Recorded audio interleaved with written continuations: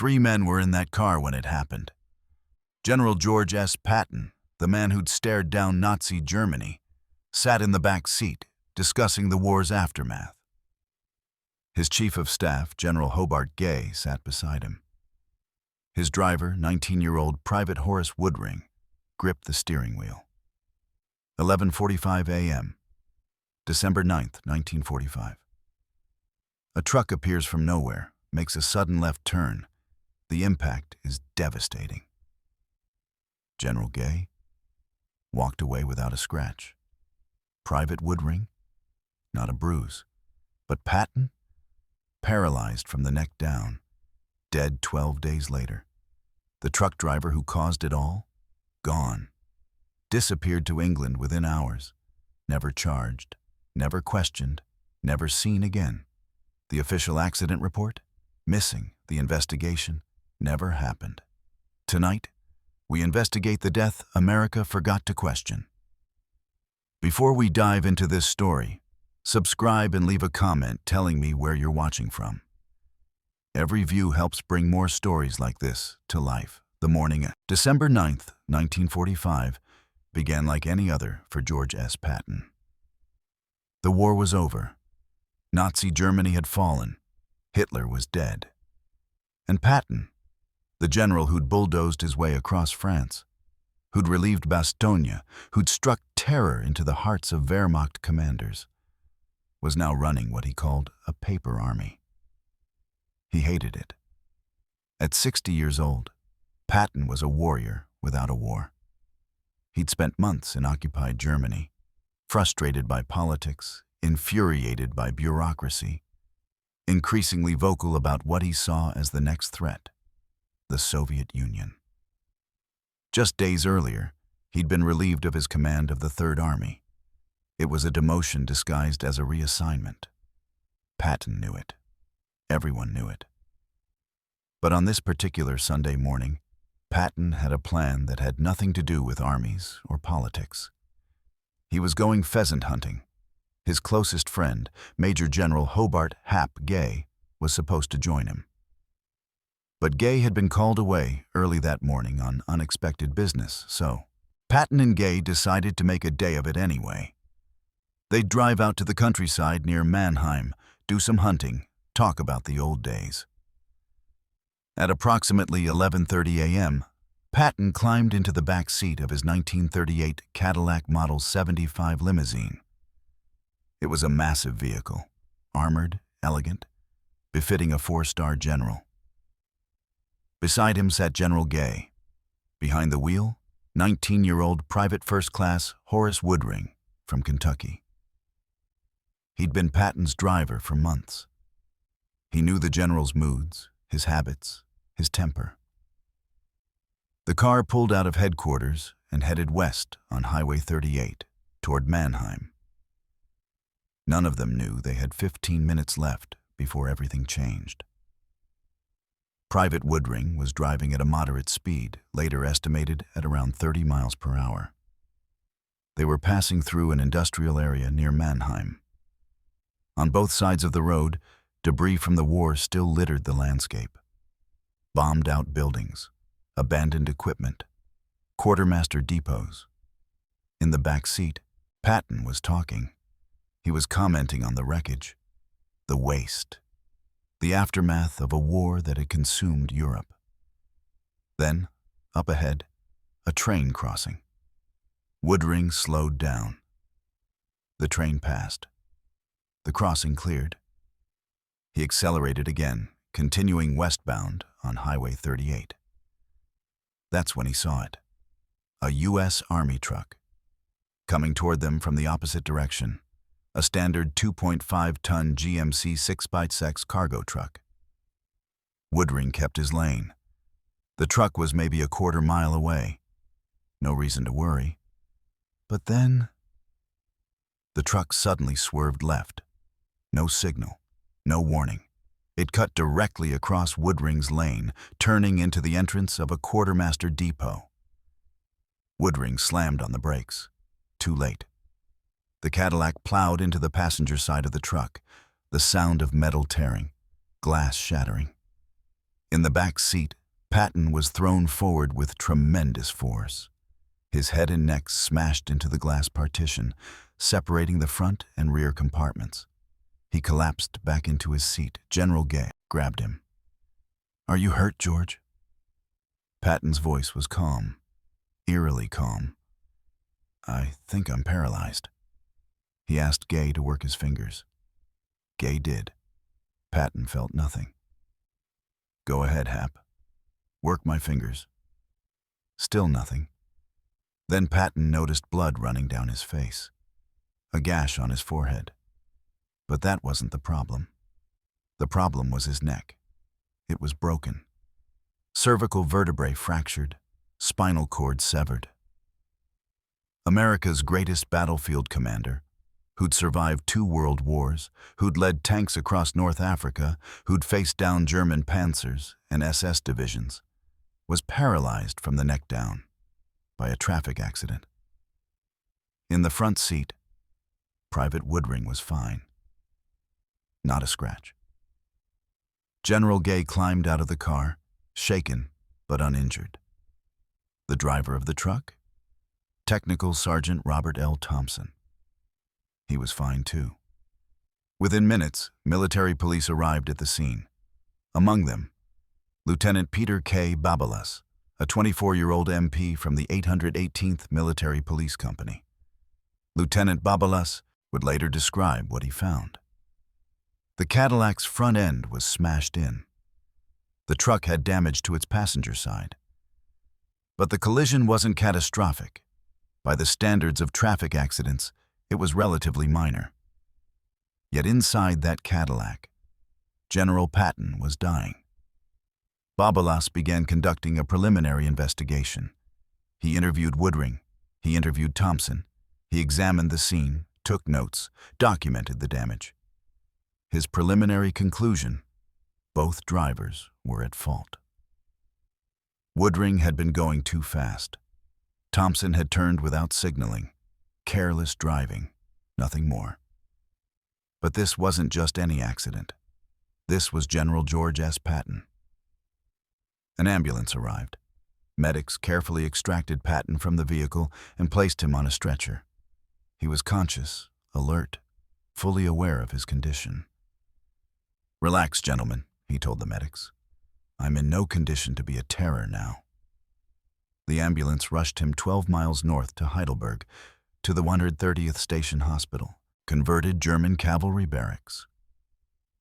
Back at the accident scene, something strange was happening. The U.S. Army's Criminal Investigation Division arrived, and they took an immediate interest in Technical Sergeant Robert L. Thompson. Not to arrest him, to protect him. What happened next remains one of the most mysterious aspects of Patton's death. According to multiple accounts, Robert Thompson was removed from Germany almost immediately after the accident. The official explanation? For his own protection. Protection from what? The Army never said. Protection from whom? The Army never explained. But within hours, possibly within days, Thompson was on a plane to England. He stayed there for a few days, according to sparse records. And then, nothing. Robert Thompson disappears from history. No court-martial, no charges, no disciplinary action of any kind. Think about that for a moment. A sergeant causes a traffic accident that paralyzes and ultimately kills a 4-star general, one of the most famous military commanders in American history. And he faces nothing. No consequences whatsoever. Even stranger? The Army never conducted a formal investigation into the accident. Lieutenant Babalas filed a preliminary report, but a full-scale inquiry, the kind of exhaustive investigation you'd expect after the death of someone like Patton, never happened. In 1971, 26 years after the accident, Lieutenant Babalas, by then a Virginia state senator, wrote to the U.S. Department of the Army. He requested a copy of the accident report he'd filed back in 1945. The Army's response? the report could not be located. It was missing. Gone. Vanished. Just like Robert Thompson. While Thompson was being spirited away to England, Patton lay in room 110 of the 130th Station Hospital in Heidelberg. The hospital was a former German cavalry post. The lower floors had once been horse stables. Patton's neck was broken.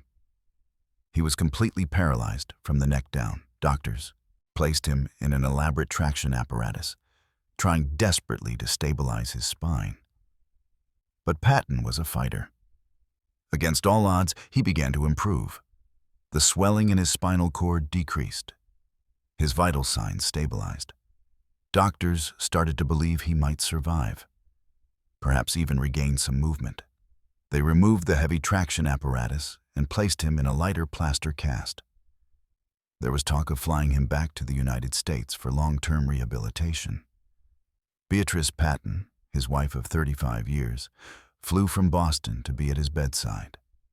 She arrived on December 11th and never left. For 12 days, Patton fought. He joked with his nurses. He asked about his men. He talked about the war, about his beloved Third Army, about the battles they'd won together. On December 21st, he told his favorite nurse, 24-year-old Lieutenant Bertha Hole from Minnesota, something strange. "I'm going to die today." Nurse Hole tried to reassure him. His condition had improved. He was doing better. But Patton knew. That afternoon, he fell asleep. At 5:55 p.m., a blood clot in his paralyzed body broke free.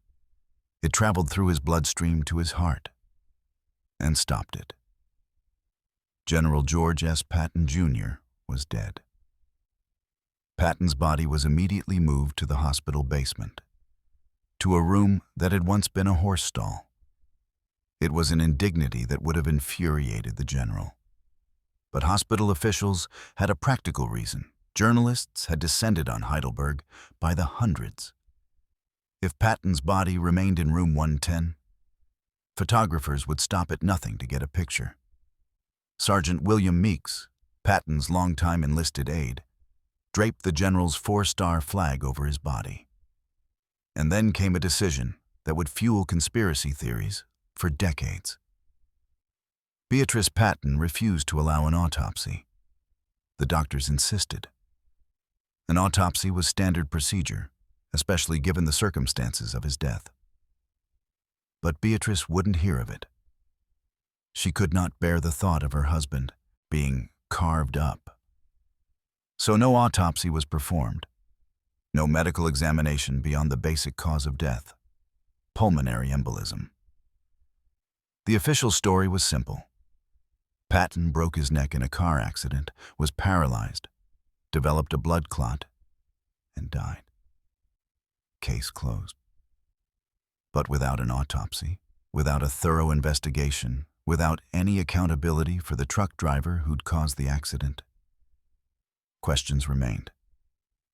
For decades, Patton's death was accepted as a tragic accident. But in 1974, a novel called The Algonquin Project by Frederick Nolan was published. The book was pure fiction, a thriller about a conspiracy to assassinate Patton. 4 years later, it was adapted into a movie, Brass Target. Suddenly, the idea of Patton's assassination entered popular culture. Then, in 1979, something extraordinary happened. A man named Douglas DeWitt Bazada, a former OSS operative, gave a speech at a dinner event, and he confessed. He claimed that he'd been ordered by OSS Director William WWII, Bill Donovan, to assassinate General Patton. According to Bazada, he'd staged the accident. He'd had informants in Patton's headquarters who told him the general's movements. He'd positioned the truck, driven by someone he called the Pole, to ram Patton's car. When the crash didn't kill Patton, Bazada claimed, Soviet NKVD agents infiltrated the hospital and finished the job with poison. The story was sensational and almost completely unverifiable. Bazata offered no proof, no documents, no witnesses who could corroborate his account. He couldn't explain how he'd known Patton's route, since even Patton hadn't known until that morning that he'd be going hunting. He couldn't explain how the Pole had timed the collision so precisely. He couldn't explain how Soviet agents had infiltrated a secure U.S. Army hospital. Historians dismissed Bazata's claims as the ravings of a bitter, attention-seeking old man. But the questions he raised? Those didn't go away. Because even if you don't believe in assassination conspiracies, the U.S. Army's handling of the accident was inexplicable. Let's review the facts. Fact: General Patton was killed in a traffic accident caused by Technical Sergeant Robert Thompson. Fact: Thompson was removed from Germany immediately after the accident and sent to England for his own protection. Fact: Thompson was never charged with any offense. Fact: no formal military investigation was ever conducted. Fact: the official accident report, filed by Lieutenant Babalas, has been missing from Army records since at least 1971. Fact: no autopsy was performed on Patton's body. Fact: Robert Thompson's whereabouts after leaving England are unknown. He vanishes from all historical records. Now ask yourself. Question 1. Why was Robert Thompson sent to England? If the accident was just an accident, if Thompson had simply made a careless left turn, why did he need to be removed from Germany? Protection from whom? Angry soldiers who might blame him for Patton's death? If that was the concern, why not place him in protective custody in Germany? Why fly him to England? Question 2. Why was Thompson never charged? Under military law, causing an accident that results in death, especially the death of a superior officer, is grounds for court-martial. At minimum, Thompson should have faced charges of negligent homicide or reckless driving. But he faced nothing. Why? Question 3. Why was there no investigation? When a general dies under any circumstances, the military conducts a thorough investigation. That's protocol. That's procedure. But in Patton's case, a perfunctory preliminary report. That's it. No formal inquiry, no board of investigation, no sworn testimony from witnesses. Why? Question 4. Where did the accident report go?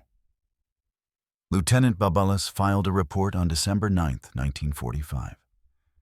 By his own account, it concluded that both drivers were at fault. But when Babalas requested a copy in 1971, 26 years later, the Army couldn't find it. How does a document about the death of one of America's most famous generals simply disappear? Question 5. Where is Robert Thompson? After leaving England, Thompson vanishes completely. No service records, no discharge papers, no obituary. It's as if he never existed. For a man who caused the death of General George S. Patton, that's remarkable. Over the years, researchers have proposed various theories to explain these mysteries. Theory 1. Soviet assassination. Patton was vocally anti-Soviet. He wanted to fight them immediately after Germany's defeat. He saw communism as the next great threat. Stalin, according to this theory, ordered Patton killed to silence him. But there's a problem. Patton wasn't making policy. He'd already been demoted. He was scheduled to return to the United States in a matter of weeks. Why kill a general who was already being sidelined? Theory 2. OSS assassination. Douglas Bazata's claim was that Wild Bill Donovan, head of the Office of Strategics Services, ordered Patton killed because the general knew too much about wartime operations and post-war plans. But again, evidence is non-existent. Bazata changed his story multiple times over the years. Key details didn't match the historical record. Most historians consider this theory implausible. Theory 3. British assassination. Some have suggested British intelligence wanted Patton dead because of his clashes with Field Marshal Montgomery and his criticism of British military leadership. This theory has even less evidence than the others. Theory 4. Cover-up of incompetence. Here's a less sensational possibility. What if Thompson was drunk? What if he was driving a stolen or unauthorized vehicle? What if there were other embarrassing circumstances surrounding the accident? Circumstances that would humiliate the U.S. Army? What if the Army's strange behavior wasn't covering up an assassination, but covering up their own negligence? Think about it. If Thompson had been drinking, if he'd stolen the truck, if he'd been driving without authorization, the headlines would have been devastating. Drunk Sergeant kills General Patton.